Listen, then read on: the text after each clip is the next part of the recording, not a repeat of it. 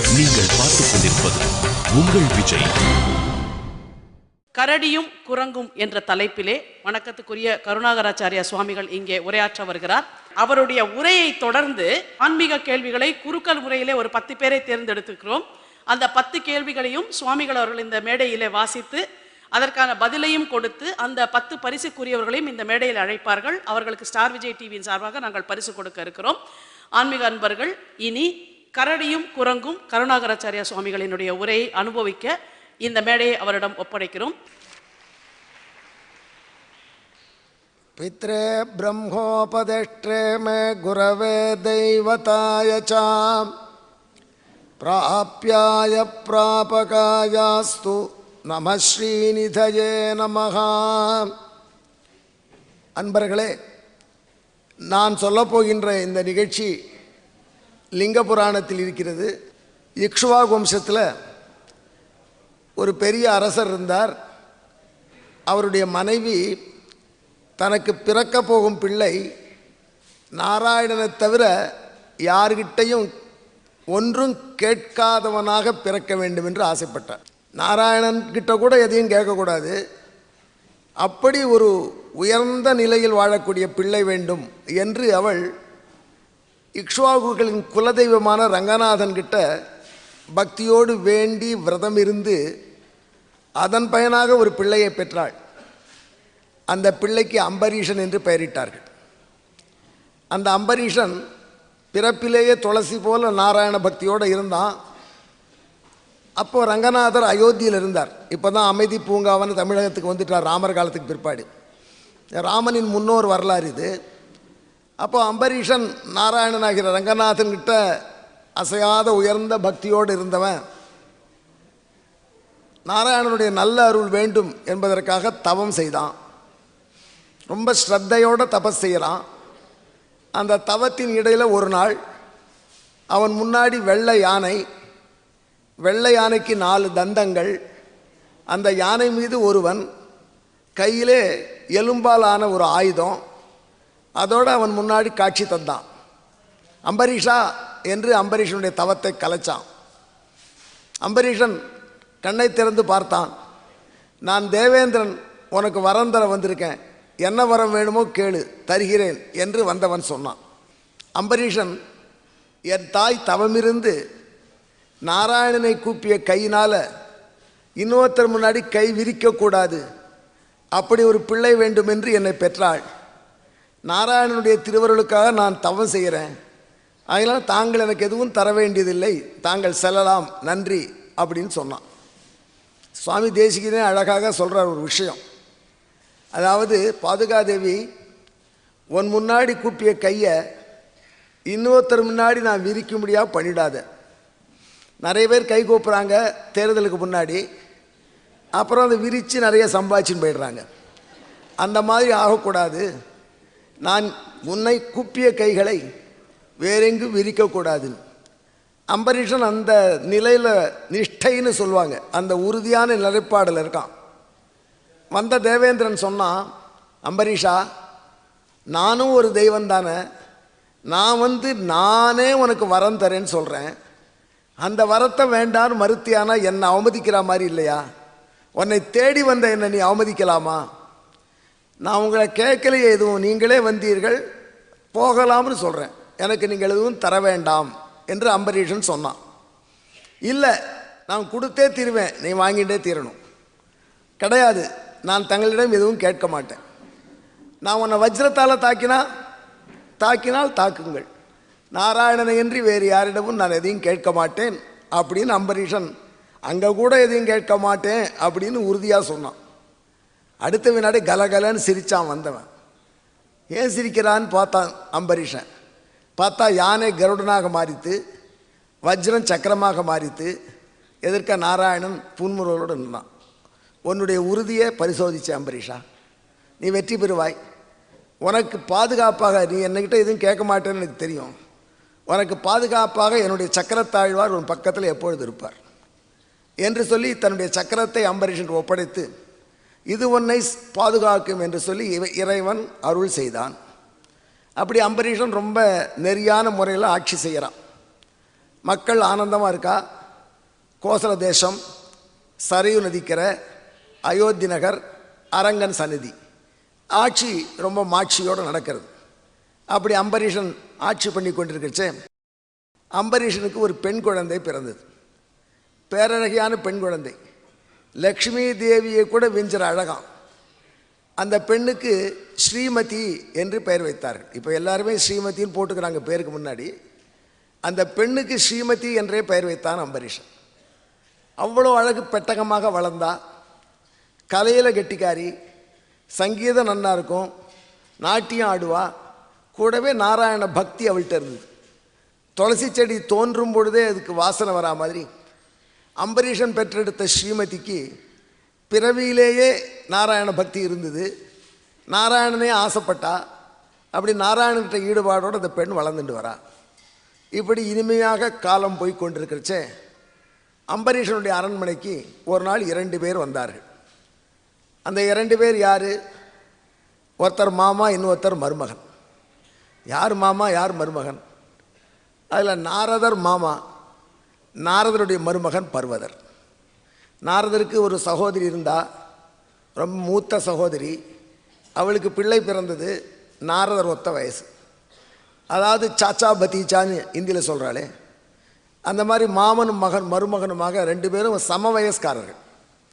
நம்ம இலக்கியத்தில் அந்த மாதிரி சில மாமன் மருமகன்கள் உண்டு. ஸ்வேதகேது என்பதாக ஒரு மாமன், அஷ்டாவக்ரன் என்பதாக மருமகன். 2 பேரும் ஒரே வயசு. அதே மாதிரி நாரதரும் பர்வதரும் ஒரே மாதிரி வயசு. 2 பேரும் இணை பிரியாத ஜோடிகள். சேர்ந்தே போவார்கள், சேர்ந்தே ஹரிநாம சங்கீர்த்தனம் பண்ணுவார்கள், சேர்ந்தே பாடுவார்கள். கொஞ்சம் பொழுது போகாத சமயத்தில் சேர்ந்தே கலகமும் பண்ணுவார்கள். இது அவர்களுடைய ஒரு சைடு, இன்னொரு பக்கம். அப்படி இருக்கப்பட்ட நாரதரும் பர்வதரும் அம்பரீஷனுடைய அரண்மனைக்கு வந்தா. ஸ்ரீமதி கல்யாணத்துக்கு தயாராகி கொண்டிருக்கிற பருவத்தில் இருக்கா. முனிவர்கள் வந்திருக்கா, அதுவும் நாராயண பக்தர்கள். அம்பரீஷனுக்கு ஆனந்தம் பொங்கலை, தாங்கலை. ஓடி வந்தான், சுவாகதம் நல்வரவுன்னு வரவேற்றான், மகரிஷிகளுக்கு உபச்சாரங்கள் பண்ணினான். அப்புறம் மகரிஷிகள்கிட்ட தன் பெண்ணை நமஸ்காரம் பண்ண சொன்னான். ரிஷிகள் ஆசீர்வாதம் பண்ணி இந்த பெண்ணுக்கேற்ற நல்ல கணவன் கிடைக்க வேண்டும் என்பதற்காக அந்த பேரழகி நாரதரையும் பர்வதரையும் வணங்கினான். நாரதர் பார்த்தார், பர்வதர் இந்த பெண்ணை பார்த்தா. அப்போது அம்பரீஷன் சொன்னான், மகரிஷி, நீங்கள் 2 பேரும் அதிர்ஷ்டத்தினால இங்கே வந்திருக்கீள். இந்த பெண்ணுக்கு ஏற்ற நல்ல கணவன் கிடைக்கும்படியாக நீங்கள் திருவருள் பண்ண வேண்டும், ஆசீர்வாதம் பண்ண வேண்டும். நீங்கள் பார்த்துக் கொண்டிருப்பது உங்கள் விஜய். நாராயணனை தவிர யாருக்கிட்டையும் எதையும் கேட்க மாட்டான் அம்பரீஷன். ஆனால் நாராயண பக்தர்கள்னு சொல்கிறதுனால நாராயணனை உயர்ந்தவர்கள் நம் கருத்து. ஆகையினால சாஸ்திரமும் அப்படித்தான். எனவே அந்த பக்தர்கள்ட்ட தன் விண்ணப்பத்தை தெரிவித்தான். நாரதர் பார்த்தார், அம்பரீஷா, நான் உங்ககிட்ட இதை பற்றி தனியாக பேசணும்னு நினைக்கிறேன், கொஞ்சம் பேசலாமா அப்படின்னார். அம்பரீஷனுக்கு பெரிய அதிர்ச்சி. ஏதோ பிள்ளை பார்த்து வச்சுருக்கார் போல இருக்குது, நம் கோரிக்கைக்கு முன்னாடியே பதில் சொல்ல போகிறார் அப்படின்னு. என்ன மகரிஷி, தனிமையில் பேசணும் அப்படின்னார். இந்த மகரிஷிகளுக்கு தனிமை எதற்கு? ஒரு சாமியார் கதவை சாத்திட்டு ரகசியம் பேசினா சாமியாராக இருக்க முடியுமா? ஒரு மகரிஷி கதவை சாத்தின்னு பேசணுங்கிறாரு, அதுவே கொஞ்சம் அதிர்ச்சி தான் அம்பரீஷனுக்கு.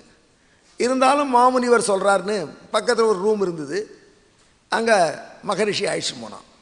கதவை சாத்துனார், சாத்தினான். பக்கத்தில் வந்துன்னா, அம்பரீஷா, நீ மாப்பிள்ளை தேடுறியே, நான் இருக்கிறச்சே உனக்கு என்ன கவலை அப்படின்னார். அம்பரீஷன் பார்த்தான், மகரிஷி, நானும் நினச்சேன் என் நல்ல வரன் பார்த்து வச்சுருக்கலான்னா, என்ன புரியாத மாதிரி கேட்குறேன், நான் இருக்கிறச்சே உனக்கு என்ன குறை, எனக்கு என்ன குறை, நான் உன் பெண்ணை கல்யாணம் பண்ணிக்கலாம்னு ஆசைப்பட்டேன். இது வரைக்கும் எனக்கு இல்லற வாழ்க்கையில் நாட்டமே இல்லாமல் இருக்குது. ஆனால் உன் பெண்ணை கண்ட உடனே எனக்காக தான் அவன் ஏற்பட்டிருக்கான்னு தோணி போயிடுது. ஆகையினால அந்த பெண்ணை எனக்கு மனமுடித்து கொடு அப்படின்னு நாரத பகவான் கேட்டார் அம்பரீஷ சக்கரவர்த்தி. எவர் நாராயண நாம சங்கீர்த்தனம் தவிர வேறொன்றும் தெரியாதவராய், கானத்திலேயே ஈடுபட்டு நாராயணன் உபாசிப்பவராய், உலகுக்கெல்லாம் நாரர் என்கிற அழியாத ஞானத்தை கொடுப்பதனால நாரதர் என்று பெயர் பெற்றாரோ அந்த நாரத மாமுனிவர் வலையில் விழுந்து விட்டார். அந்த வலையிலிருந்து அவரால் எழுந்திருக்க முடியல. ஆகையினால் தான் கேட்டார் அம்பரீஷனை, அந்த பெண்ணை எனக்கு கல்யாணம் பண்ணி கொடுங்க. அம்பரீஷனுக்கு அதிர்ச்சி மேல் அதிர்ச்சி. இந்த அபூர்வ ராகத்துக்கு என்ன சொல்ல முடியும்? எவ்வளோ வயசானவர். அந்த பெண் இவருக்கு பேத்தி வயசு பெண்ணை திருமணம் பண்ணிக்கிறேன்னு நாரத முனிவர் சொல்கிறாரு. அப்படின்னா ஒரு நிமிஷம் சுதாரிச்சுக்கிறதுக்கு அவனுக்கு பிடிச்சிது. அப்புறம் ராஜா இல்லையா, அதை பற்றி எனக்கு கொஞ்சம் யோசிக்க அவகாசம் கொடுங்கள் அப்படின்னா ஓகேன்னு விட்டார் மகரிஷி. அதுக்குள்ளே கதவை யாரோ தட்டினா படன்னு, எத்தனை நாள் ரகசியம் பேசுவேள் அப்படின்னு திறந்தா பர்வதர் இம்பேஷண்ட்டாக நிற்கிறார். மருமா, எத்தனை நாள் மாமாவோட ரகசியம் பேசுவேள் அப்படின்னு சக்கரவர்த்தியை கேட்குறார். நானும் உங்கள்கிட்ட பேசணும் மகாராஜா அப்படின்னு. சரி, நாரதர் அனுப்பிச்சு பர்வதரே உள்ள வாருங்கள் அப்படின்னா கதவை தாப்பா போடுனார். பர்வதர் போட்டான். பர்வதர் உட்கார்ந்தார். பெரிய பக்திமான், நாரதரோட இணை பிரியாத ஜோடியாக இருந்து நாராயண வைபவத்தை சொல்கிறவர். கிட்டக்க வந்தான். மகரிஷின்னா, அம்பரீஷா நீ ஏன் கவலைப்படுற, நாரதன் எதையானு உளறிருப்பான், அதை மனசுலேயே வச்சுக்காது. உன் பெண்ணுக்கு நல்ல வரன் இருக்கு, அப்படியா நீங்கள் பார்த்துருக்கேளனா? பார்க்க வேண்டாம், நானே இருக்கேனே. தலை சுத்தித்த அம்பரீஷனுக்கு. ஒரு பெண், 2 மாப்பிள்ளைகள், 2 பேரும் கிழவர்கள். ராஜகுமாரி ஆசைப்படுறா. ரிஷிகள். சுவாமி, நாரதர் என்ன சொன்னார் அப்படின்னு பர்வதர் கேட்டார். ராஜா சொன்னான், அது சம்பந்தம் இல்லாத விஷயம், உங்கள் விஷயத்தை நீங்கள் சொல்லிட்டே இல்லையோ, அது போரும். சரி, எனக்கு யோசிக்க அவகாசம் கொடுங்கள் அப்படின்னா வெளியில் வந்தான். 2 ரிஷிகளையும் பக்கத்தில் வச்சு, பெண் இளவரசி போயிட்டா. ரிஷிகளை பார்த்தான். நீங்கள் 2 பேர் சொன்னையும் கேட்டேன், உங்கள் இருவருக்கும் இந்த பெண் மீது ஆசை இருப்பதனால நான் யாரான்னு ஒருத்தருக்கு கொடுத்துட்டா இன்னொருத்தர் விரோதம் வரும். அதனால் இதில் பெஸ்ட்டு சாய்ஸ் சூஸ் பண்ண வேண்டியது யார், தேர்ந்தெடுக்க வேண்டியது யார்? என் மகள். ஆகையினால் அவளுக்கு ஒரு சுயம்வரம் வைக்கிறேன். அந்த சுயம்வரத்துக்கு 2 பேரும் வாருங்கள். உங்களில் யாருக்கு அவன் மாலைப்படுறான், இது மட்டும் சுயம்வரம், ரொம்ப ப்ரைவசி சுயம்வரம், எல்லா இளவரசரையும் கூப்பிடலை, ஏன்னா அவள்லாம் வந்தால் உங்களுக்கு சான்ஸ் கிடைக்காது, போயிடலாம். ஆகையினால் நீங்கள் இருவரும் மட்டும் வாருங்கள். உங்களுக்கு சுயம்வரம் வைத்து இந்த பெண்ணை நான் கல்யாணம் பண்ணி, அவள் யார் மணமாலை சுற்றாலோ அவளுக்கு என் பெண்ணை திருமணம் முடித்து கொடுக்குறேன். நல்ல நாள் பார்த்து சொல்லுங்கள் அப்படின்னா 8 நாள் டைம் வாங்கிட்டு ரிஷிகள் 8 நாளில் நல்லா மேக்கப் பண்ணிட்டு ஜிம்மு போய் நல்லா இது பண்ணி வரலான்னு தீர்மானிச்சிட்டேன். சரின்னு சொன்னால் அம்பரீஷன் அவர்களுக்கு விடை கொடுத்தான். நியாயமான அம்பரீஷன் ஜட்ஜ்மெண்ட் ஓகேன்னா திரும்பி போகிறச்சே 2 பேரும் சேர்ந்து போகலை. வரும்பொழுது நாரதம் பர்வதம் சேர்ந்து வந்தா. அன்று வரை சேர்ந்து வந்திருக்கா, அன்று வரை சேர்ந்தே கலகம் பண்ணியிருக்கா. ஆனால் அன்று அவர்களுக்குள்ளேயே கலகம் வந்து கொடுத்து. அதனால் நாரதரும் பர்வதரும் தனித்தனி திசையிலே பிரிந்து போனார்கள். மருமகனுக்கு விட்டு கொடுக்காத மாமா ஆசைப்படுறானேன்னு நாரதர் பர்வதர் நினைக்கிறார். இந்த பையன் மாமாவுக்கு மரியாதை இல்லாமல் இருக்கானேன்னு நாரதர் நினைக்கிறார். இப்படி இவர்கள் பிரிந்து போனார். பிரிந்து போன பிற்பாடு நாரதர் என்ன பண்ணணும் யோசிச்சு பார்த்தார். எப்படியான ஸ்ரீமதி நமக்கு தான் மனைவி ஆகணும், அதற்கு என்ன வழி? நாராயணன் இருக்கிறச்சே வேறு என்ன தேவை? நாராயணன் உதவியை நாடுவோம் அப்படின்னு தீர்மானித்தார். அதற்காக நாரதர் வைகுண்டம் போனார். வைகுண்டம் போனால் திரும்பி வர முடியாது. அடிக்கடி உபன்யாசத்தில் சொல்லிகிட்டே இருக்கும். பிரம்மசூத்திரத்தில் கடைசி சூத்திரம் சொல்லியிருக்கு, எந்த உலகத்துக்கு போனால் மீண்டும் வரவே மாட்டார்களோ மீட்சியின்றி வைகுந்தமாநகர் அப்படிங்கிறா. அப்படி இருக்கிற நாரதர் போனார் வந்தார்னு கதை விடுறீங்களே, சரியான்னு கேட்காதீங்க. நாரதர் போன வைகுண்டம் வந்து காரிய வைகுண்டம்னு பேர். வைகுண்டத்திலே 2 வைகுண்டம், அசல் வைகுண்டம், நகல் வைகுண்டம். எல்லாத்துலேயும் அசல் நகல் இருக்குதுன்னு நினைக்காது. அசல் வைகுண்டம் என்பது இந்த பிரகிருதி மண்டலத்துக்கு அப்பால் பிரம்மலோகத்துக்கும் அப்பால் இருக்கான். அந்த வைகுண்டம் போகிறதுன்னா அதுக்கு ஸ்பெஷல் ரூட்டில் போனால் தான் முடியும். அர்ச்சிராதின்னு பேரான் அதுக்கு. அந்த ரூட்டில் போனால் அப்புறம் திரும்பி வர முடியாது அங்கேருந்து. ஆனால் பகவான் என்ன பண்ணுறான், சில பக்தர்களுக்கு வாய்ப்பாக ஒரு பிரம்மலோகத்துக்கு கீழே உள்ள ஒவ்வொரு பிரம்மாண்டம், பல பிரம்மாண்டம் இருக்குது. நம்ம பிரம்மாண்டத்தில் ஒரு பிரம்மாவாக இருக்கார். அந்த பிரம்மாண்டத்தில் ஒரு சென்னை நகர் இந்தியா இருக்குது, அதுக்குள்ளே ஒரு சென்னை நகர், அதில் ஒரு ஆழ்வார்பேட்டை, அதில் ஒரு நாரத கானசபா. அதே மாதிரி இன்னொரு பிரம்மாண்டம் இருக்கும், அங்கேயும் ஆழ்வார்பேட்டை, அங்கே ஒரு நாரத கானசபா எல்லாம் இருக்கும். அங்கேயும் விஜய் பக்தி டிவி நடந்துட்டு இருக்கலாம். அப்படி பலவிதமான பிரம்மாண்டங்கள், அதுக்கெல்லாம் ஒரு பிரம்மா இன்சார்ஜ். இப்படி பல பிரம்மாண்டங்களுக்கெல்லாம் நாயகனாக இருக்கான் நாராயணன். அகிலாக தான் நாராயணனுக்கு அகிலாண்ட பிரம்மாண்ட கோட்டி நாயகன் என்று திருவேங்கடமுடையான்னு சொல்கிறோம். அந்த ஒவ்வொரு பிரம்மாண்டத்துக்குள்ளேயும் பகவான் தனக்கு ஒரு ஆஃபீஸ், பிரான்ச் ஆஃபீஸ் மாதிரி வைகுண்டலோகம் மாதிரி ஒன்று வச்சுருக்கான். அதை காரிய வைகுண்டம்னு சொல்வார்கள். எப்படி டிடி தேவஸ்தானம் இருக்குது இல்லையா, திருமலா திருப்பதி திருமலையில் இருக்குது. அதுக்கு ரிப்ளிகா அது போலவே வெங்கட்நாராயண ரோடில் ஒன்று இருக்குது. அங்கேயும் ஜனவரி 1 வாசல் தெரு அடைச்சி மவுண்ட் ரோடு வரைக்கும் க்யூ நிற்கிறது. அங்கேயும் பொங்கல், அங்கேயும் பிரசாதம் எல்லாம் உண்டு. இது அந்த வைகுண்ட திருவேங்கடத்துக்கு காரியம், மெட்ராஸில் உள்ள காரிய டிடி ஆஃபீஸ். அதே மாதிரி ஹைதராபாத், அதே மாதிரி மும்பை, அதே மாதிரி பெங்களூர், எல்லா இடத்துலையும் அந்த திருமலை திருப்பதியினுடைய ரெப்ளிகா ஒன்று இருக்குது. அதை போல் ஒன்று. அதே மாதிரி ஒவ்வொரு பிரம்மாண்டத்துலேயும் அந்த மாதிரி ஒரு வைகுண்டம் உண்டு. அந்த காரிய வைகுண்டத்துக்கு நம்மளால் போக முடியாது. நாம் இங்கேருந்து அமெரிக்கா போகிறதுனாலே போவோம், காலங்காலத்தில் சாப்பாடு இல்லாமல் மவுண்ட் ரோடு வாசலில் கவுன்சிலேட் ஆஃபீஸில் பட்டினியும் பசியமாக நிற்கிற வேலை பார்க்குறோம். அவன் வைகுண்ட லோகம் போகிறதுக்கு நம்மளால் முடியுமா? இந்த காரிய வைகுண்டமும் போக முடியாது. ஆனால் நாரதரை போன்ற தவ வலிமை பெற்றவர்கள் போகலாம், வரலாம். அவளுக்கு க்ரீன் கார்டு, விசா எல்லாம் இருக்குது எல்லா அளவுக்கு. நீங்கள் பார்த்துக் கொண்டிருப்பது உங்கள் விஜய். அதில் நாரத பகவான் நேர காரிய வைகுண்டத்துக்கு போனார். காரிய வைகுண்டத்தில் அவர் வந்தோடனே நாரதர் உள்ளே விட்டா எல்லாரும் துவாரபாலகர். நாராயணா அப்படின்னார். பகவான் புன்முறுவல் போத்தான். நாரதர் ரொம்ப நாள் ஆச்சு இங்கே பக்கம் வந்து, இப்போ என்ன புது கலகம் பண்ண போறீர் வந்திருக்கீர்னு கேட்டான். அப்படிலாம் ஒன்றும் இல்லை, இது ரொம்ப ரொம்ப பர்சனல் மேட்டர், அதனால வந்தேன் அப்படின்னு. ரொம்ப ரொம்ப என்னுடைய வாழ்க்கையில் இம்பார்ட்டண்ட் மேட்டர், அதுக்கு நீ உதவி புரியணும், அதுக்காக வந்தேன். நாரதர் என்ன உதவி கேட்டிருக்கணும் பகவான்கிட்ட? நாரதர் கேட்டிருக்க வேண்டிய உதவி என்ன? சிம்பிளாக கேட்க வேண்டியது, எனக்கு ஸ்ரீமதி திருமணம் பண்ணிக்கணும், பண்ணி வை, அவ்வளோதானே கேட்கணும். ஆனால் நாரதர் இப்படி கேட்கல. நாரதர் என்ன பண்ணார், எப்பொழுதும் நெகட்டிவ் ஓட்டு தான் நடக்கும் எலெக்ஷன்லன்னு நினச்சிட்டு இருக்கார். ஆகையினால எப்படியாவது அந்த பெண் ஸ்ரீமதி பர்வதரை மறுத்துட்டா தன்னைத்தான் கல்யாணம் பண்ணிக்க முடியும். ஏன்னா 2 பேர் தானே போகிறா சுயம்பரத்துக்கு, 2 கேண்டிடேட் தான் இவா. ஆகையினால நாரதர் பகவான்கிட்ட சொன்னார், அம்பரீஷன் பெண் ஸ்ரீமதி. ஆமாம் நாரதரை கேள்விப்பட்டிருக்க, ரொம்ப அழகின்னு சொல்லியிருக்காளே, லக்ஷ்மி தேவியோட அழகுன்னு சொல்கிறாளமே அப்படின்னு பகவான் சொன்னார் சிரிச்சுண்டு. ஆமாம் அப்படி தான், நான் மயங்கி போயிட்டேன், அவளாம் கல்யாணம் பண்ணிக்கணும். அம்பரீஷன்ட்ட கேட்க வேண்டியதானே நாரதரை? கேட்டேனே, அவன் சுயவரம் வச்சுக்கிட்டானே. ஏன் சுயவரம்? என் மருமன் போட்டி போடுறான். ஓஹோ, அதுலேயும் போட்டியா? என்ன பண்ணணும்? நான் என்ன பண்ணணும்னு சொல்லு, உமக்கு செய்யாமல் யாருக்கு செய்ய போகிறேன்? ஒன்றும் வேண்டாம், அந்த போட்டியில் சுயம்பரத்தில் என் மருமகன் வருவான், ஜம்னு மாப்பிள்ளை மாதிரி ட்ரெஸ் பண்ணிட்டு. அப்போது அந்த ஸ்ரீமதி மாலை எடுத்துகிட்டு வருவா. அவளுக்கு மட்டும் அந்த பர்வதன் முகம் குரங்கு மாதிரி தெரியணும். ஸ்ரீமதிக்கு மட்டும் பர்வதனுடைய முகம் குரங்கு முகமாக தெரியும், வேற யாருக்கும் கூடாது. அந்த மாதிரி அனுகிரகம் பண்ணினா போகிறோம். எப்படி நெகட்டிவாக நாரதர் கேட்டார் பாருங்கள்.